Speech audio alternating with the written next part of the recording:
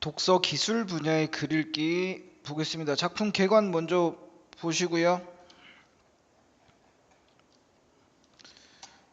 밑에 보시면 설명문, 해설, 분석 뭐 당연한 얘기고요. 인공지능의 미래와 인공지능의 핵심 기술인 딥러닝에 대한 소개랍니다.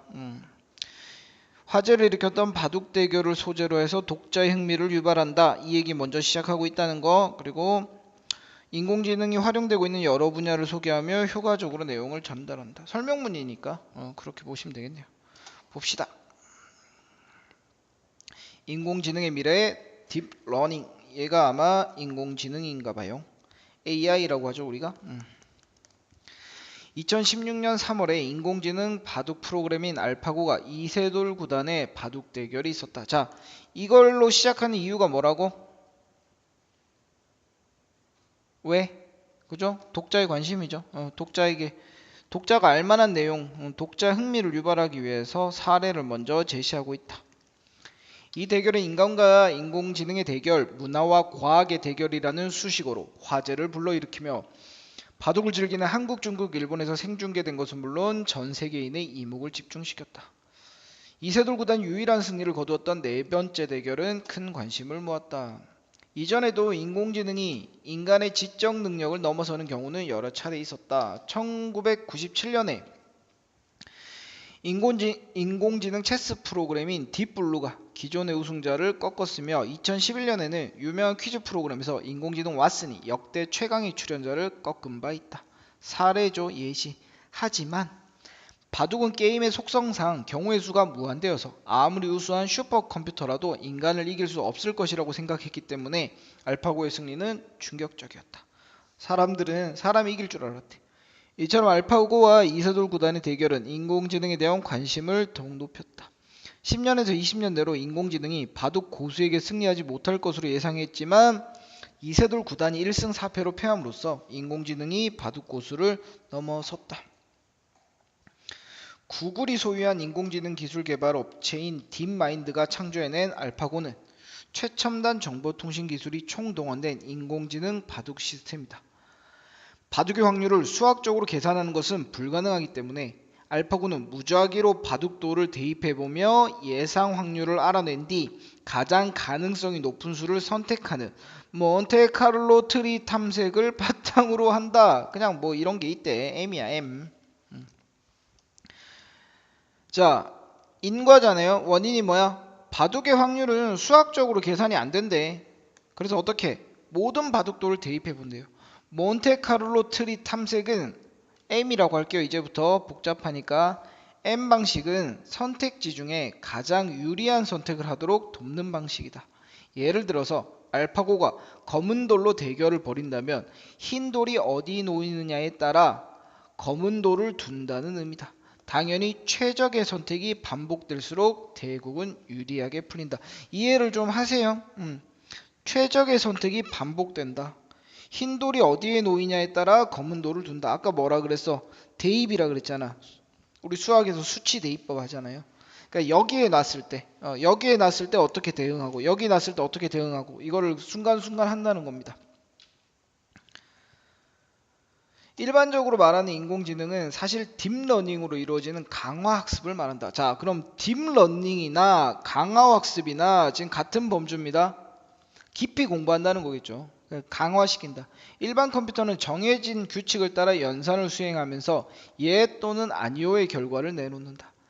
반면에 뭐니 대조죠. 말하고자 하는 건 딥러닝이에요.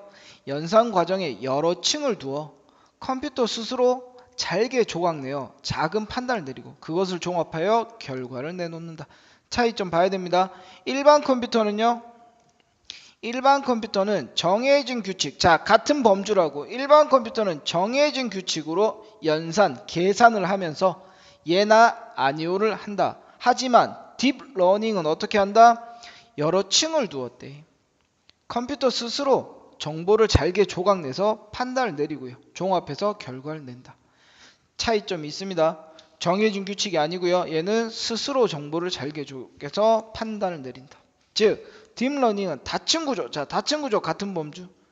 정보만을 기반으로 하는 기계학습의 한 분야로 다량의 데이터에서 높은 수준의 추상화를 가능하게 하는 방법이다. 다량의 데이터를 사용할 수 있다. 그러니까 일반 컴퓨터는 정해진 규칙에 따라 한 가지 방법밖에 못한다는 거예요. yes or no 이거밖에 못하는데 딥러닝은 그 과정을 여러 번 할 수 있다는 거지. 여러 번.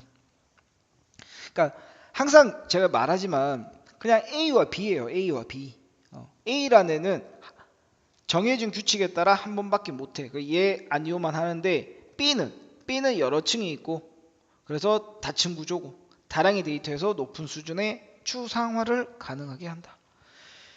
기계학습은 정확하게 입력되지 않은 내용을 기반으로 인공지능에 자체적으로 학습한다. 이게 차이점인 거야. 자체적으로 학습한대요. 이때 인공지능의 방대한 양의 자료를 수집하고 그 자료를 기반으로 다음 단계를 예측한다.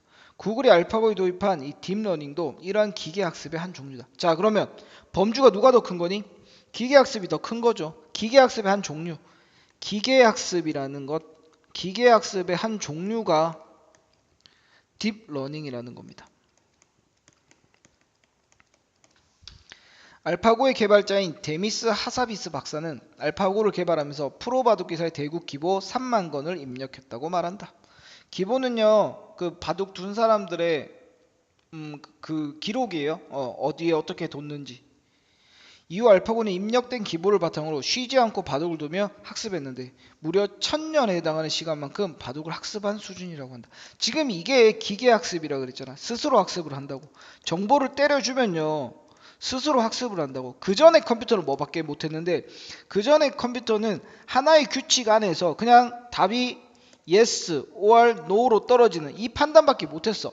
맞다 틀리다밖에 못했대. 원래 컴퓨터는. 근데 지금 인공지능은 지 혼자 여러 차례의 공부를 해서 결과를 만들어낸대요.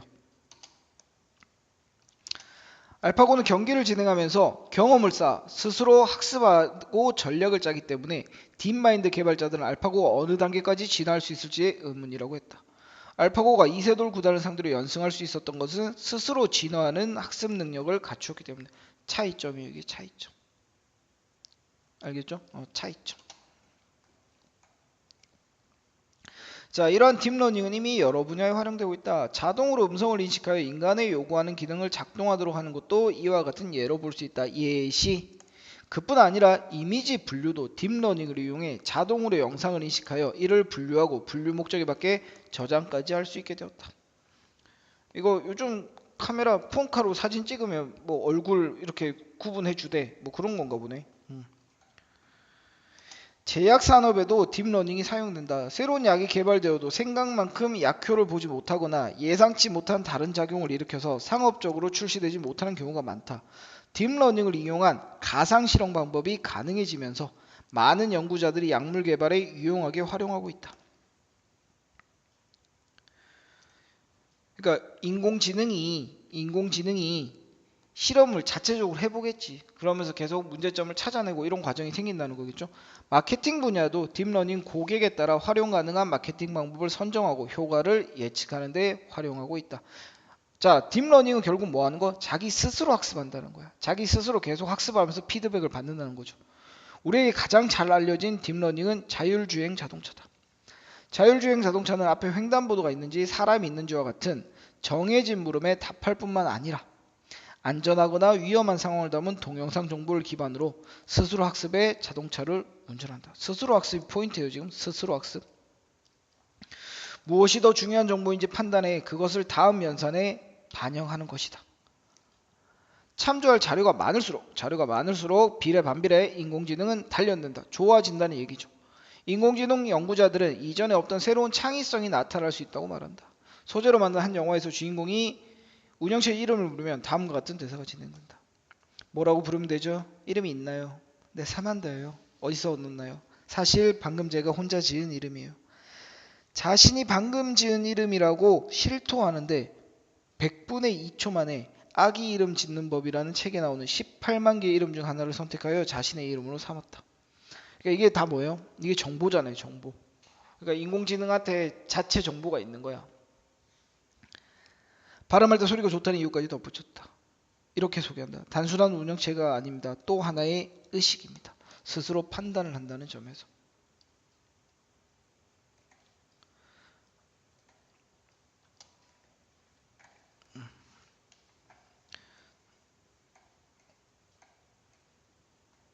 알파고가 인간이 원하든 원하지 않든 새로운 세상을 열었다는 점에는 의문의 여지가 없다. 하지만 알파고는 바둑 프로그램으로 인공지능 전체를 대변하는 것은 아니고요. 특히 SF 영화에 나오는 인공지능에 근접한 것도 아니다. 알파고의 성공은 인공지능 로봇의 성공이 아니라 오히려 유능한 개발자의 작품이 더 적절하다. 그동안 바둑계가 쌓아온 자산을 토대로 프로그램을 한 차원 발전시킨 것이다. 요거 좀 잘 이해해야겠네요. 마지막 부분. 지금 알파고는 인공지능 전체에 뭐 엄청난 발전을 보여주는 게 아니래. 인공지능의 성공이 아니라 그냥 유능한 개발자의 작품이다. 왜? 바둑계 지금까지 뭐 몇 년 동안 쌓아온 그 바둑계 기보를 이 인공지능이 다 학습을 한 거잖아. 그러니까 바둑을 잘 두는 기계일 뿐이란 거야. 다만 알파고의 기계 학습 능력은 지금 이게 계속 반복되고 있어. 자꾸 이런 지문이 어렵다고 하는 친구들은 무슨 지금 알파고가 어떤 원리를 통해서 바둑을 이길 수 있었는가 막 여기에 너무 집착을 하는 건데, 큰 메인은요 그냥 스스로 공부할 수 있는, 스스로 학습할 수 있다. 이게 포인트예요. 이게 포인트. 활용도가 높다. 알파고가 이룬 성과는 앞으로 알파고를 뛰어넘는 수많은 인공지능 딥러닝 프로그램의 등장을 예고한다. 이 프로그램은 인간의 영역을 상당 부분 대신할 것이다. 하지만 인간이 과학적 윤리의식을 바탕으로 인공지능에 대한 통제력을 가진다면 인공지능은 두려움의 대상이 아니라 인간의 문제를 해결하기 위한 인간이 만들어낸 과학의 발전의 결과물로서 이로운 방향으로 활용될 수 있을 것이다. 자, 이 사람은 미래를 플러스로 봅니다. 그죠? 인공지능에 대해서는 찬반 논란이 많잖아. 이 사람은 플러스로 봅니다. 왜 통제력을 가져야 돼? 아까 인공지능이 뭔가 판단을 내린다 그랬잖아, 스스로. 그랬을 때 인간에게 해로운 판단을 내릴 수도 있지. 그죠? 그러지 않으려면 이 통제력을 우리가 가지고 있어야지만 우리한테 유리한 방향으로 인공지능을 발전시킬 수 있을 것이다 하는 얘기예요. 됐죠? 크게 어렵지 않은 것 같아요. 이 정도로만 보시면 될 것 같습니다.